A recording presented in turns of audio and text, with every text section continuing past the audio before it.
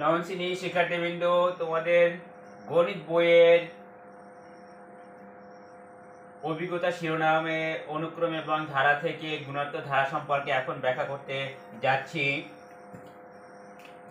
গুণোত্তর ধারা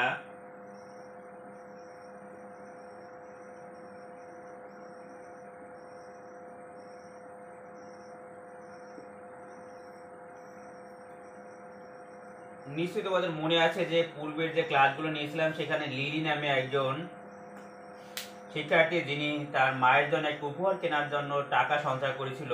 লিলির মতো অপুও প্রতি সপ্তাহে টাকা সঞ্চয়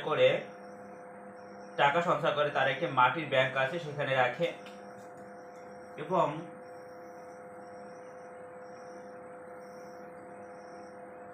তিনি প্রতি সপ্তাহে টাকা সঞ্চয় করে সপ্তাহের সংখ্যা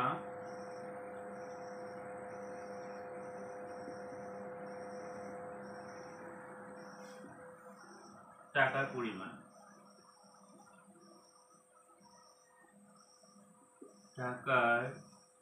পরিমাণ তিনি প্রথম সপ্তাহে টাকা সঞ্চয় করে 2 টাকা। প্রথম সপ্তাহে সপ্তাহ সংখ্যা হবে, কিন্তু প্রথম সপ্তাহে টাকা সঞ্চয় করে 2 টাকা। দ্বিতীয় সপ্তাহে টাকা সঞ্চয় করে প্রথম সপ্তাহে যে টাকা সঞ্চয় করে তার দ্বিগুণ 4 টাকা। তৃতীয় সপ্তাহে টাকা সঞ্চয় করে দ্বিতীয় সপ্তাহে যে টাকা সঞ্চয় করেছে তার দ্বিগুণ মানে 8 টাকা। চতুর্থ সপ্তাহে টাকা সঞ্চয় করে তৃতীয় সপ্তাহে যে টাকা সঞ্চয় করেছে তার দ্বিগুণ, অর্থাৎ 8 এর দ্বিগুণ হলো 16। পঞ্চম সপ্তাহে টাকা সঞ্চয় করে চতুর্থ সপ্তাহে যে টাকা সঞ্চয় করেছে তার দ্বিগুণ 32 টাকা। এভাবে চলতে থাকবে। 13তম সপ্তাহে তিনি টাকা সঞ্চয় করেন 8192 টাকা। আমরা এর আগে ব্যাখ্যা করেছিলাম কিন্তু গুণোত্তর অনুক্রম সম্পর্কে ও এর বৈশিষ্ট্য আর সম্পর্কে। প্রতি সপ্তাহে জমানো টাকাকে এক একটি পদ আমরা মনে করি। প্রতি সপ্তাহে এই যে জমানো টাকা, এই এক একটি পদ মনে করি, বিবেচনা করে প্রথমে একটি ধারা তৈরি করি। তাহলে প্রথম সপ্তাহে টাকা সঞ্চয় করেছে 2 টাকা, এটা হলো এই প্রথম পদ। দ্বিতীয় সপ্তাহে 4 টাকা, তারপর 8 টাকা, তারপর 16 টাকা, তারপরে 32 টাকা plus dot dot dot plus 8192। এই ধারাটির প্রথম পদ, ধারাটির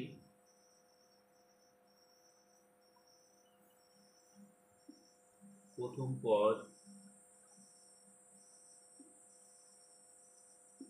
পদ a ইকুয়াল টু সাধারণ অনুপদ,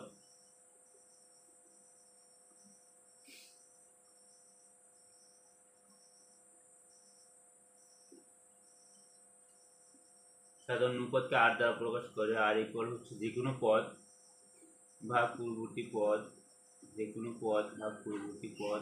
82 কিন্তু 82। অপর ধারাটিকে আমরা নিচের মতো করে বিশ্লেষণ করব।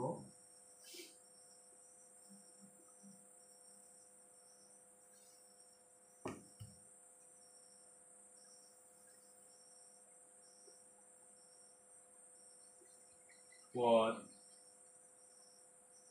সপ্তাহ,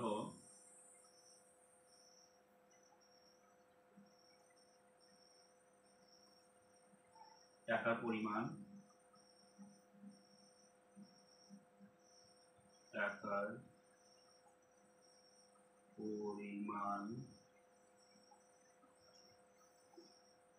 প্যাটার্ন,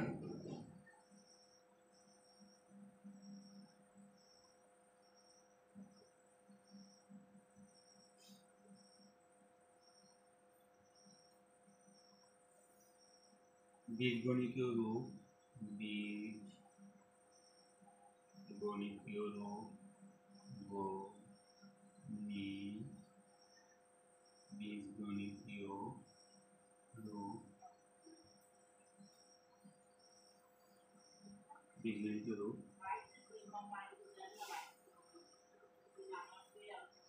প্রথম সপ্তাহে টাকা রেখেছে ব্যাংকে 2 টাকা। এই 2 টাকা কিভাবে লেখা যায়? 2 ইন্টু 1, আবার টু ইন্টু ওয়ানকে আমরা লিখতে পারি two into two two the power zero, কারণ two two the power zero মানে হচ্ছে ওয়ান, অনের পরিবর্তে লিখতে পারি two two the power zero, আর অনের সাথে টু গুণ আছে ইন্টু টু। আবার এভাবে আমরা two two the power zero কীভাবে লিখতে পারি, টু এর ঘাত ওয়ান মাইনাস ওয়ান, কারণ ওয়ান থেকে ওয়ান বিয়োগ করলে কিন্তু জিরো হয়। দ্বিতীয় সপ্তাহে টাকা জমা করে প্রথম সপ্তাহে যে টাকা জমা করেছে তার দ্বিগুণ 4 টাকা। 4 টাকা আমরা লিখতে পারি যে প্রথম সপ্তাহে যে টাকা জমা করেছে 2 টাকা, তার সাথে একটু গুণ করলে কিন্তু দ্বিতীয় সপ্তাহে জমার পরিমাণ, টাকা জমার পরিমাণ পেয়ে যাই। তাহলে এখানে এই 2 রেখে দিচ্ছি, আবার এই 2 কে লিখতে পারি 2 এর ঘাত 1, আবার এটা এই পদটিকে আবার এভাবে লিখতে পারি 2 ইন্টু 2 এর ঘাত 1, তাহলে 1 কে 2 এর ঘাত যেহেতু 1 ঘাতকে এভাবে লিখতে পারি 2 মাইনাস 1। এখানে প্রথম সপ্তাহে যে টাকা জমা করেছে তার বীজগণিত রূপ হচ্ছে, এখানে আমরা লিখতে পারি যে যেটিকে আমরা লিখতে পারি 2, এখানে প্রথম পদ হচ্ছে, প্রথম পদকে আমরা এই দ্বারা প্রকাশ করি বীজগণিত রূপ এ, আর সাধারণ অনুপাত আমরা এই যে এটা দেখছি বললাম যে সাধারণ অনুপাত হচ্ছে কত 2, সাধারণ অনুপাত 2, আর সাধারণ অনুপাতকে আমরা 8 দ্বারা প্রকাশ করবো বীজগণিত রূপের ক্ষেত্রে প্রকাশ করবো, তাহলে এ আর টু দি পাওয়ার, অর্থাৎ এখানে এই 2 এর পরিবর্তে আর লিখছি, তারপরে এর ঘাত কত 1 মাইনাস 1, আর এবার এই 1 থেকে 1 বিয়োগ করলে কিন্তু 0 হয়, তাহলে আর এর ঘাত 0 মানে 1, তাহলে এই থাকে কিন্তু। এখানে একইভাবে এইটি হলো প্রথম পদকে আমরা এই দ্বারা প্রকাশ করতে পারি, তারপর সাধারণ অনুপাত 2 এ আর 2 মাইনাস 1 সমান হচ্ছে এ আর। তৃতীয় সপ্তাহে টাকা জমা করেছে, তৃতীয় সপ্তাহে টাকা জমা করেছে কিন্তু 8 টাকা। 8 কিভাবে পাই, আমরা দ্বিতীয় সপ্তাহে যে টাকা জমা করেছে সেটি হচ্ছে 2 ইন্টু 2, তার সাথে যদি আমরা 2 গুণ করি তাহলে কিন্তু আমরা পেয়ে যাই, এটিকে আমরা লিখতে পারি এটি প্রথম পদ। আবার এখানে দুটি 2 আছে, 82 82, আমরা জানি ভিত্তি একই থাকলে সূচক যোগ হয়, তাহলে এখানে ভিত্তি হচ্ছে 2 লিখছি, এর সূচক 1 এর সূচক 1, যোগফল আশা করি 2 আসে, এটিকে আমরা লিখতে পারি 2 ইন্টু 2, এর সূচককে আমরা লিখতে পারি 2 সূচক, এটাকে লেখা যায় 3 মাইনাস 1। এটির বীজগণিত রূপ হচ্ছে এই 2 হচ্ছে প্রথম পদ, আর এই 2 হচ্ছে সাধারণ অনুপাত আর 3 মাইনাস 1 সমান আছে এ আর স্কোয়ার।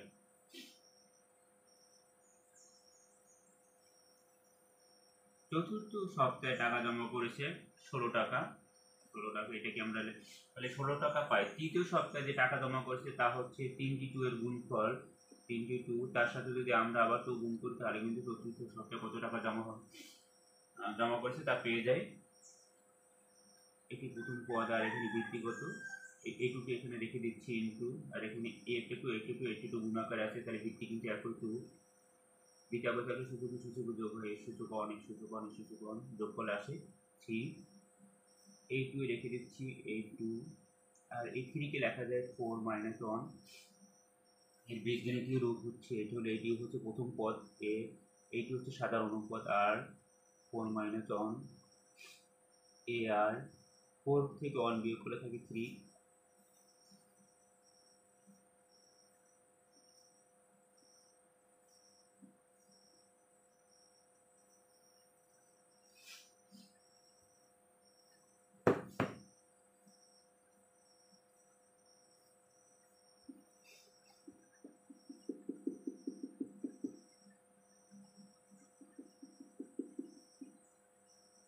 প্রিয় শিক্ষার্থীবৃন্দ, তম সপ্তাহে তিনি কত টাকা সঞ্চয় করছেন আমরা এখানে দেখতে পাচ্ছি যে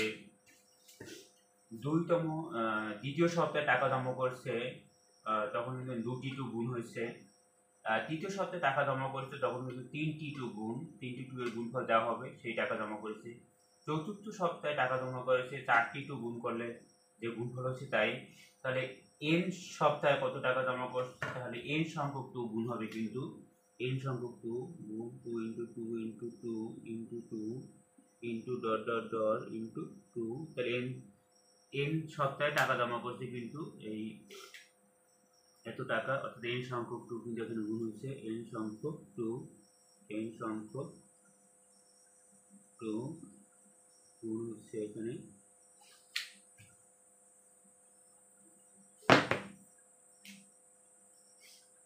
এটিকে আমরা লিখতে পারি যে এই জায়গায় লিখেছিলাম যে এখানে 2, একটি 2 প্রথম, এখানে 2 a2 লিখে দিচ্ছি, তাহলে এখানে এরপর কতগুলো 2 থাকে এখানে।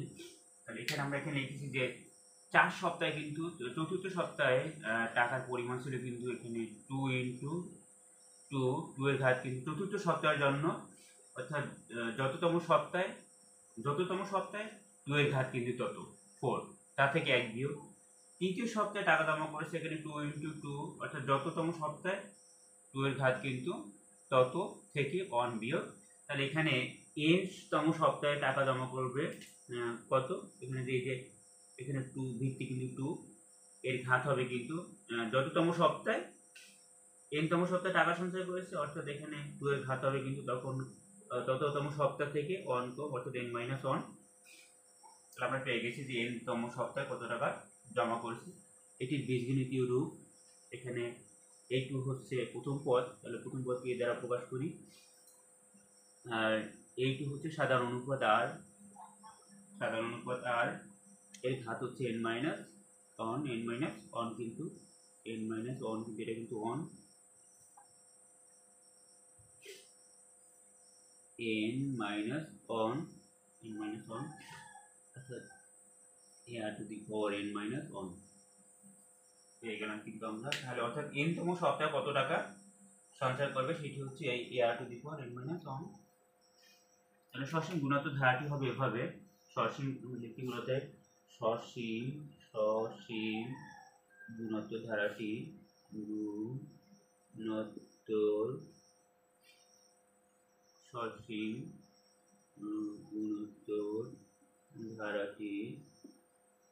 সসীম গুণাত্মক ধারাটি a plus ar plus ar square, এখানে তৃতীয় পদ, চতুর্থ পদ হলে ar cube dot dot dot, তিনতম পদ হচ্ছে ar to the power n - 1।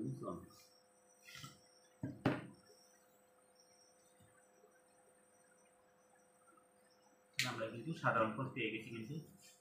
এবার আমরা গুণাত্মক ধারার প্রথম n সংখ্যক পদের সমষ্টি নির্ণয় করব।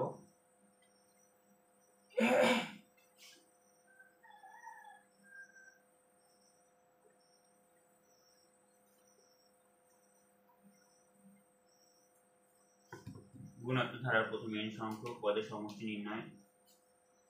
গুণাত্মক ধারার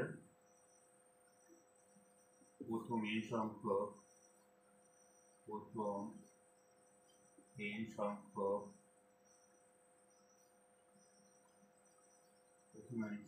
পদের সমষ্টি নির্ণয়।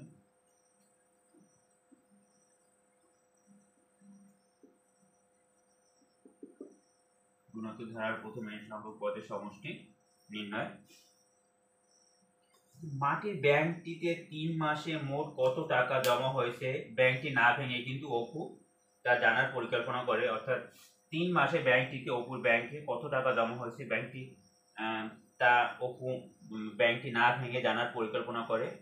তার মাথায় দুটি ভাবনা উকি দেয়, একটি হলো 3 মাসে অর্থাৎ মোট 13 সপ্তাহে যত টাকা জমা হয়েছে তা প্রতি সপ্তাহে টাকা হিসাব করে নির্ণয় করে যোগ করবে, কিন্তু এটি অনেক সময় সাপেক্ষ ব্যাপার কিন্তু। আর দ্বিতীয়টি হলো এমন কোনো ব্যবস্থা অনুসন্ধান করা যার মাধ্যমে সরাসরি মোট টাকা জানা যাবে। অপুর অনুসন্ধানী মন দ্বিতীয়টিতে স্থির হয়।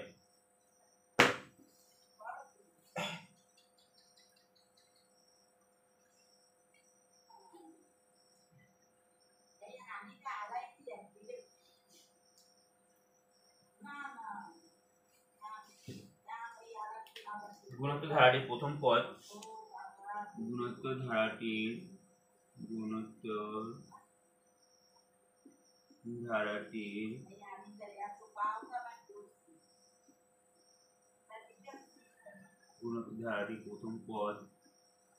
প্রথম পদ এ সাধারণ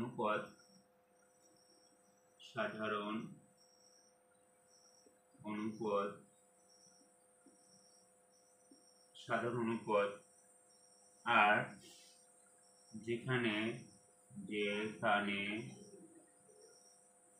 আর ডাজেন্ট ইকুয়াল অন, আর এর মান অন হতে পারবে না, এবং প্রথম n সংখ্যক পদের সমষ্টি এবং প্রথম n সংখ্যক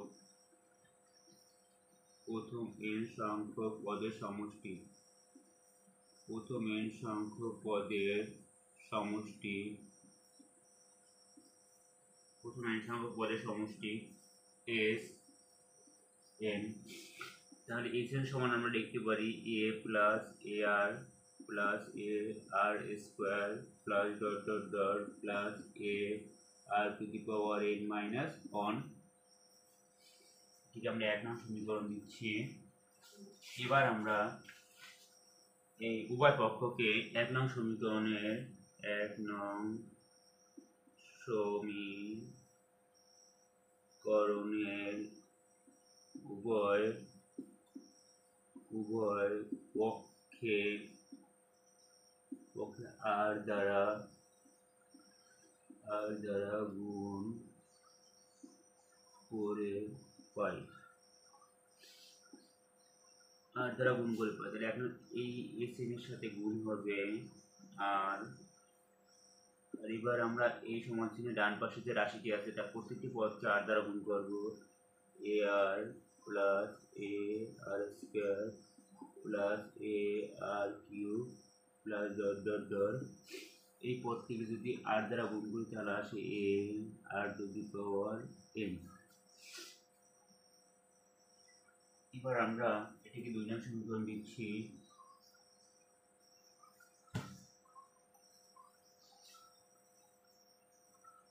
প্রিয় শিক্ষার্থীবৃন্দ, এবার আমরা 1 নং সমীকরণ থেকে 2 নং সমীকরণ বিয়োগ, এবার আমরা 1 নং থেকে 1 নং থেকে 2 নং বিয়োগ করে পাই 2 নং বিয়োগ করে পাই 1 নং থেকে 2 নং বিয়োগ করে পাই। তাহলে 1 নং এ আমরা দেখতে পাচ্ছি যে 1 নং সমীকরণের বাম পাশে আছে sn। এই sn থেকে আমরা 2 নং সমীকরণের বাম পাশে আছে r ইনটু sn কে বিয়োগ করব r ইনটু sn। এবার আমরা এই 1 নং সমীকরণের ডান পাশে যে রাশিটি আছে তার প্রথম পদ হচ্ছে a, আর 2 নং সমীকরণের ডান পাশে যে রাশিটি আছে তার প্রথম পদ হচ্ছে ar আর দ্বিতীয় পদ হচ্ছে এখানে প্রথম 1 নং সমীকরণের ar আর এখানে হচ্ছে 2 নং সমীকরণের প্রথম পদ হচ্ছে আর। তাহলে আমরা যদি বিয়োগ করি তাহলে কিন্তু এই আর এর পিছনে প্লাস আর এই আর এর পিছনে কিন্তু মাইনাস হয়ে যাবে, তখন এই পদটি আর এই পদটি বাদ হয়ে যাবে, তাহলে প্রথম পদটি কিন্তু থেকে যাচ্ছে। আবার এখানে তৃতীয় পদ 1 নং সমীকরণের তৃতীয় পদ হচ্ছে আর স্কয়ার সমান চিহ্নের, আর এখানে দ্বিতীয় পদ হচ্ছে আর স্কয়ার। এই পদটি আর এই পদটি বিয়োগ করে 0 হয়ে যায়। একইভাবে আমরা এর পরের পদ হচ্ছে আর কিউব আর আর কিউব এটা বিয়োগ করে 0 হয়ে যায়। এবার আমরা দেখতে পাচ্ছি এখানে দেখতে পাচ্ছি যে এই তৃতীয় পদের আর এর ঘাত হচ্ছে 3, তার আগের পদে কিন্তু আর এর ঘাত 2, তাহলে এখানে এর শেষের পদ হচ্ছে আর এর ঘাত হলো n, তার আগের পদে কিন্তু আর এর ঘাত হবে a আর এর ঘাত হবে a r two the power n minus 1। তাহলে এই পদটি আর এই পদটি কেটে যায়, তাহলে a r two the power n যদি থেকে যায় যার পিছনে কিন্তু মাইনাস হবে a r two the power n। এবার আমরা এই দুটি পদ থেকে sn কমন নিতে পারি, sn কমন নিলে তাহলে 1 মাইনাস r, আর এই দুটি পদ থেকে আমরা a কমন নিতে পারি তাহলে 1 minus r two the power n। অতএব sn সমান সমান আমরা পাচ্ছি a into 1 minus r two the power n। এই 1 মাইনাস r দ্বারা ভাগ করছি 1 মাইনাস r। এটি হচ্ছে গুণাত্মক ধারার সমষ্টি সূত্র, এটি হচ্ছে গুণাত্মক ধারার সমষ্টি সূত্র, গুণাত্মক ধারার সমষ্টি সূত্র। আমরা লিখতে পারি এটি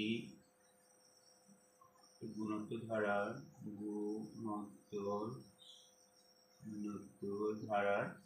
সমষ্টি নির্ণয় সূত্র, গুণাত্মক ধারার সমষ্টি নির্ণয় সূত্র, সমষ্টি নির্ণয় সূত্র, গুণাত্মক ধারার সমষ্টি নির্ণয় সূত্র।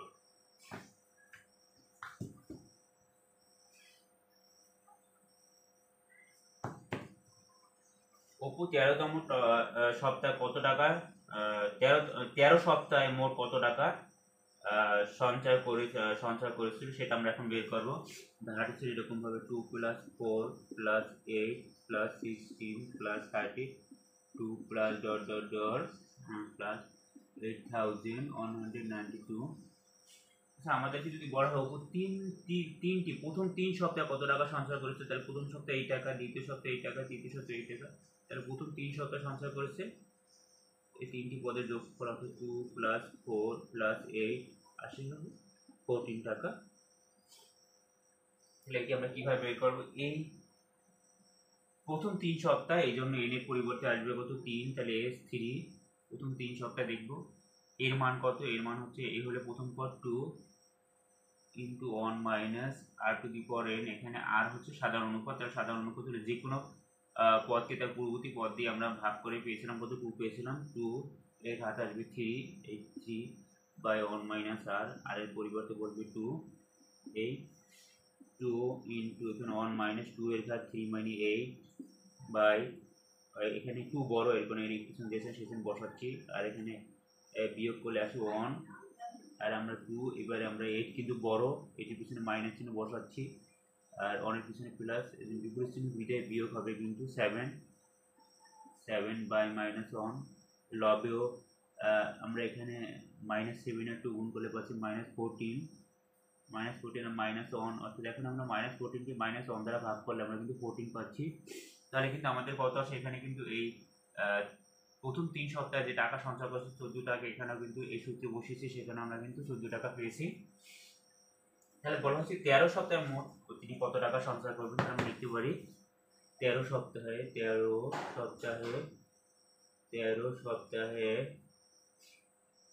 সপ্তাহে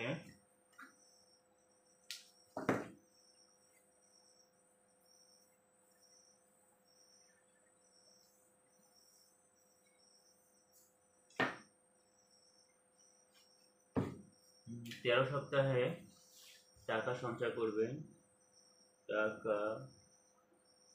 সঞ্চয় করবেন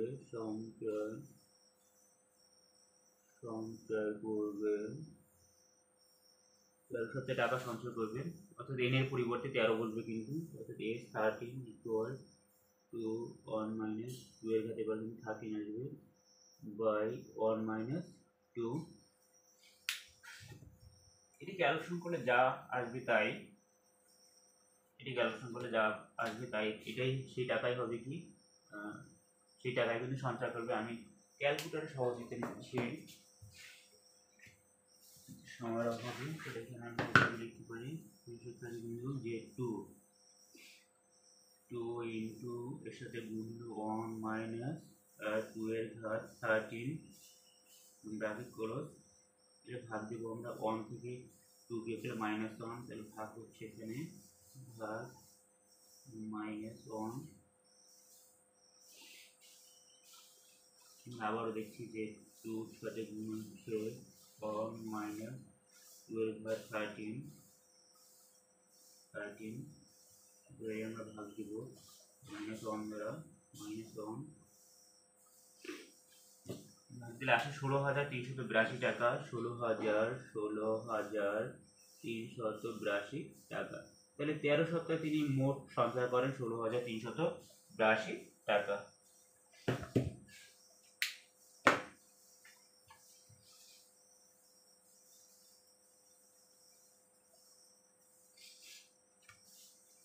এইবার আমরা ব্যাখ্যা করতে থাকবো অসীম গুণাত্মক ধারা সমষ্টি সম্পর্কে। অসীম গুণাত্মক ধারা সমষ্টি,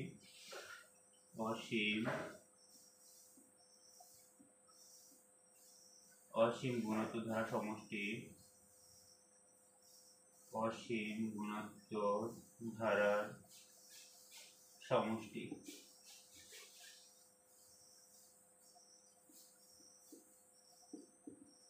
অসীম গুণাত্মক ধারা সমষ্টি, কোন গুণাত্মক ধারার প্রথম পদ, কোন গুণাত্মক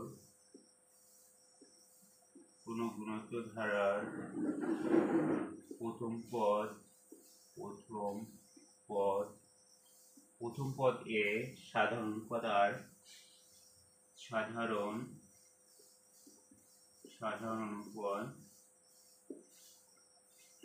অনুপাতকে আমরা প্রকাশ করবো আর দ্বারা।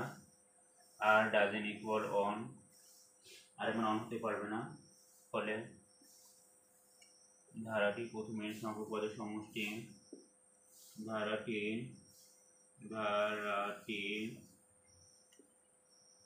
প্রথম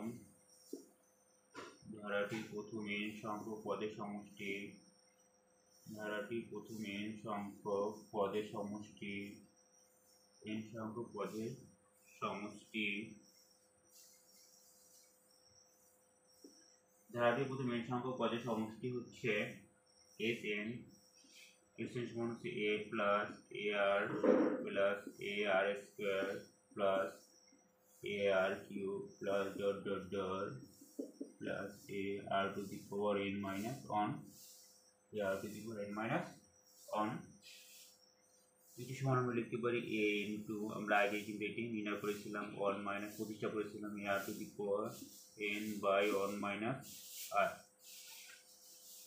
কিন্তু ধারাটির পদ সংখ্যা অসীম হলে যদি এই ধারাটির পদ সংখ্যা যদি অসীম হয় তাহলে এই সমষ্টি নির্ণয়ের ক্ষেত্রে আমরা আলাদাভাবে কিছু ভাবতে হবে কিনা অনুসন্ধান করে দেখি। তাহলে n এর মান অসীম হলে ধারাটি অসীম হবে। এই অবস্থা আমরা লিখতে পারি যে Sn সমান a plus a r plus a r square plus a r cube plus dot dot dot plus a r two the power n minus on plus dot dot dot dot dot dot. এই ধারাটির সমষ্টি কত হবে এটি কিন্তু এটি নির্ভর করে কিন্তু r এর মানের উপরে, অর্থাৎ এই ধারাটির সমষ্টি কত হবে সেটা কিন্তু এই r এর মানের উপর নির্ভর করে। চিন্তা করে দেখি আমরা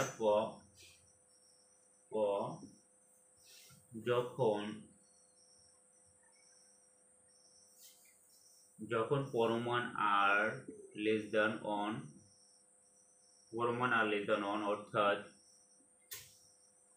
অর্থাৎ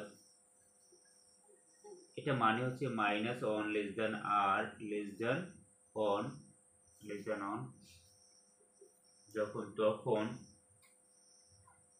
তখন অর্থাৎ এখানে r এর পরিবর্তে বসাবো যে সংখ্যাটি হবে সেটা মাইনাস অন থেকে বড় আর অন থেকে ছোট। তখন আমরা n এর মান বৃদ্ধি পেয়ে অসীম হলে n এর মান বৃদ্ধি পেয়ে অসীম হলে n এর মান বৃদ্ধি পেয়ে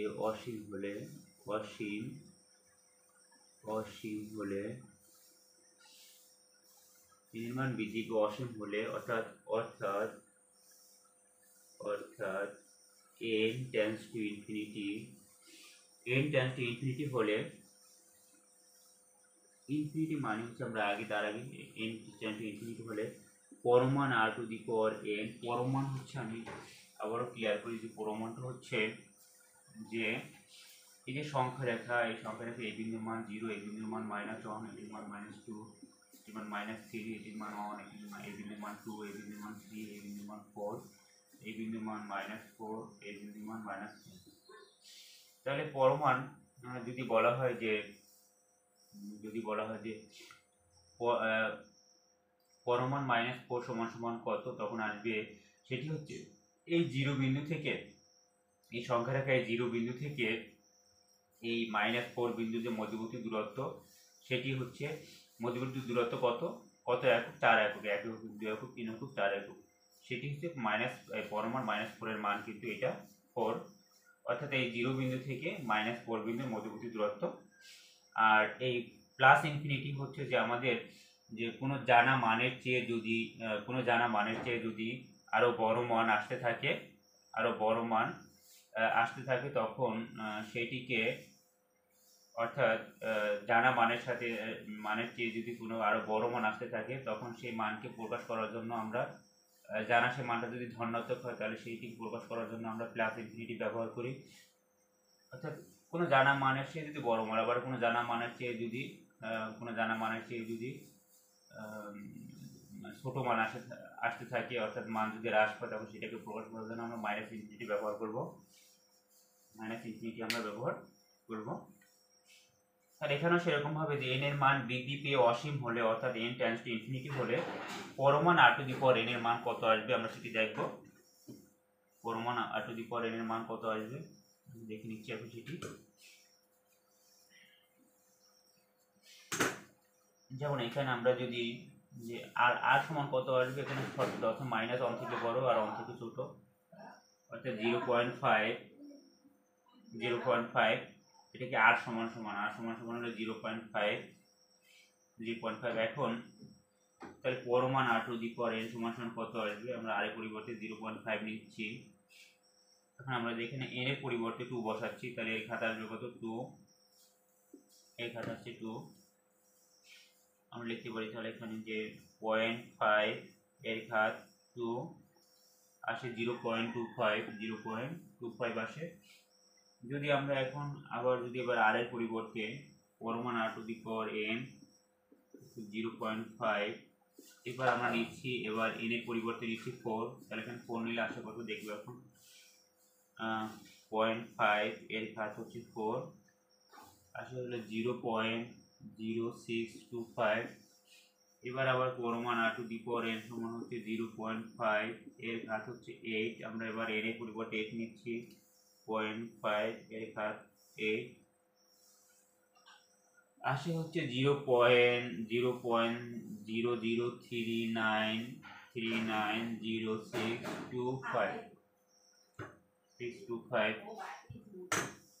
পরমাণু r two the power n। এবার আমরা r এর পরিবর্তে নিচ্ছি r সমান 0.5 এর ঘাত আমরা 16 নিচ্ছি n এর মান, আসে কত 0.5 এর ঘাত 16 আসে হচ্ছে 0.0000151528। আমরা দেখতে পাচ্ছি যে n এর মান যত বৃদ্ধি পাচ্ছে তত কিন্তু পরমাণু r two the power n এর মান হ্রাস পাচ্ছে। যেমন যখন আমরা 2 বসিয়েছিলাম তখন কিন্তু পরমাণু r two the power n এর মান পেয়েছি 0.25, যখন 4 বসিয়েছি তখন পরমাণু r two the power n এর মান পেয়েছি কিন্তু 0.0625। যখন আমরা n এর মান 8 নিয়েছি তখন পেয়েছি 0.0039, আরও হ্রাস পেয়েছি। কিন্তু যখন আমরা n এর পরিবর্তে 16 নিয়েছি তখন পেয়েছি 0.000152, তে আরও মান হ্রাস পেয়েছে। তাহলে একসময় এরকমভাবে n এর মান বৃদ্ধি করলে কিন্তু অর্থাৎ n টেন্ডস টু ইনফিনিটি হলে পরমাণু r two the power n এর মান কিন্তু দেখো জিরোর কাছাকাছি চলে আসে, কিন্তু যেটা কাছাকাছি হবে পরমাণু r two the power n এর মান 0 এর কাছাকাছি, 0 এর কাছাকাছি 0 এর কাছাকাছি।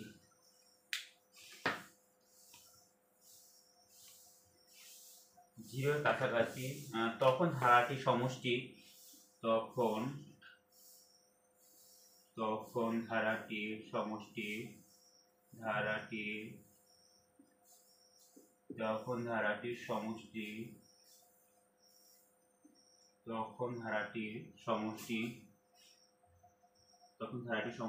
Sm equal a into 1 minus r to the power n by 1 minus r। এর পরিবর্তে এতকে আমরা লিখতে পারি, এতকে আমরা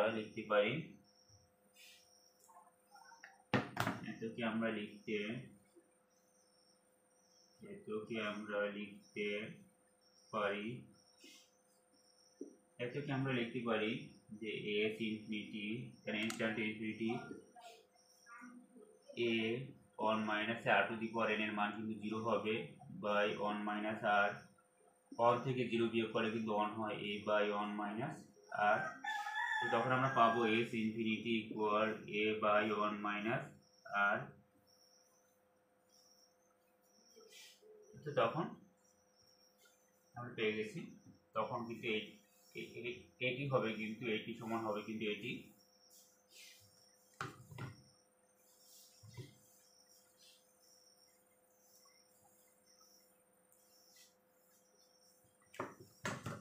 খ নম্বর, যখন পরমাণু r গ্রেটার দ্যান 1, অর্থাৎ এটার মানে হচ্ছে যে r হবে 1 থেকে বড় অথবা অথবা মাইনাস ওয়ান থেকে ছোট, অথবা মাইনাস ওয়ান থেকে আর ছোট, তখন n এর মান বৃদ্ধি পাওয়ার সাথে সাথে তখন n এর মান বৃদ্ধি পাওয়ার সাথে সাথে, আচ্ছা n এর মান বৃদ্ধি পাওয়ার সাথে সাথে কি আসে আমরা সেটা এখন দেখে নিব। যদি n এর মান বৃদ্ধি পায় তখন অর্থাৎ আমরা আর এর পরিবর্তে বসাবো, এখানে বলা আছে 1 থেকে বড় হবে, তাহলে আমরা আর এর পরিবর্তে 5 বসাচ্ছি। অর্থাৎ এখানে আমরা আর এর পরিবর্তে 5 বসাচ্ছি।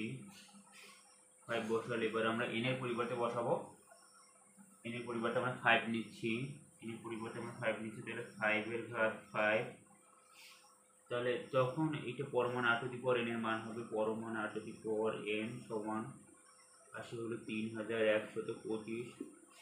যদি আমরা আবার পরমাণু r two the power n যখন r এর মান 5 এবং n এর মান কত 10, n এর মান 10, তাহলে এখানে 5 এর ঘাত 10 আসে হচ্ছে 97,65,625। এবার যদি আমরা পরমাণু r two the power n যদি আমরা n এর মান যদি 20 নিই তখন কত আসে, n এর মান 20, 5 or 20 যদি নিই 20 নিলে আসে 9.554 into 10 to the power 13। আমরা দেখতে পাচ্ছি যে n এর মান যত বৃদ্ধি পাচ্ছে ততই কিন্তু পরমাণু r two the power n এর মানও বৃদ্ধি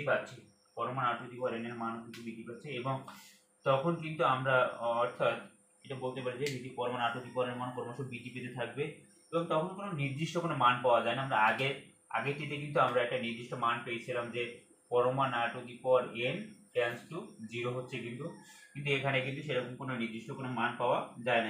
এই জন্য এই ক্ষেত্রে ধারাটির কোনো সমষ্টি নির্ণয় করা সম্ভব নয়।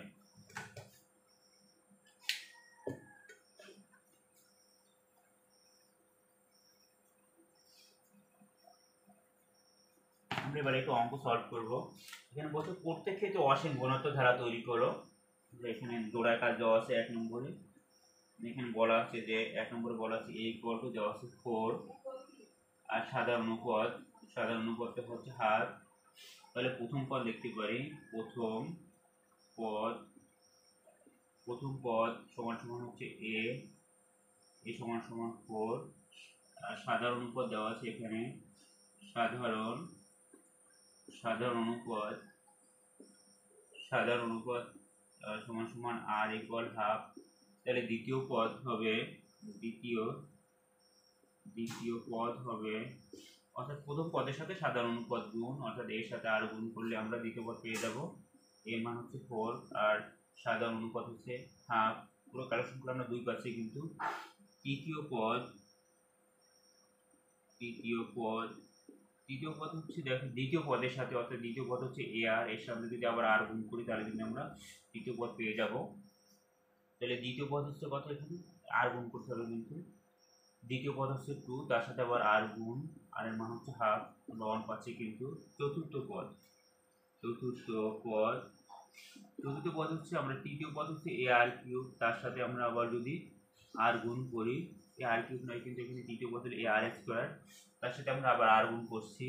তাহলে এখানে তৃতীয় পদের মান হচ্ছে 1, তার সাথে আবার আর গুণ করব, আর এর মান হচ্ছে 1/2। পুরো ক্যালকুলেশন করলে আমরা পাচ্ছি 1/2। পঞ্চম পদ হচ্ছে আমরা চতুর্থ পদ হচ্ছে এ আর কিউব, তার সাথে আবার আর গুণ করব, তাহলে হচ্ছে এ আর কিউবের মান হচ্ছে হাফ, এর সাথে গুণ আসবে, আর এর মান হচ্ছে হাফ। পুরো ক্যালকুলেশন করলে আমরা পাচ্ছি 1/4 পাচ্ছি। কিন্তু তাহলে অর্থাৎ গুণোত্তর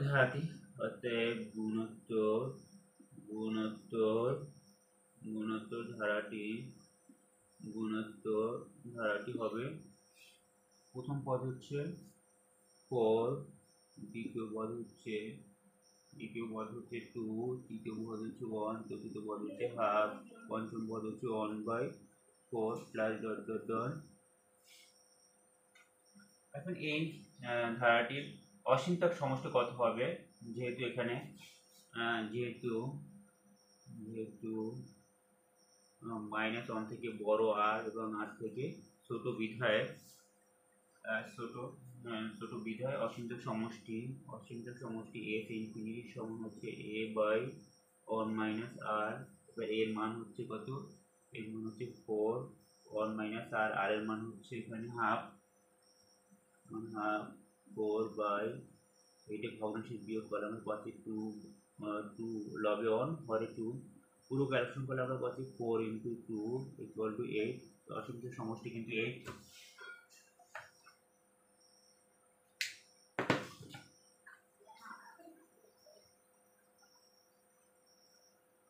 ধন্যবাদ, প্রিয় শিক্ষার্থী বন্ধু, আজ এই পর্যন্ত।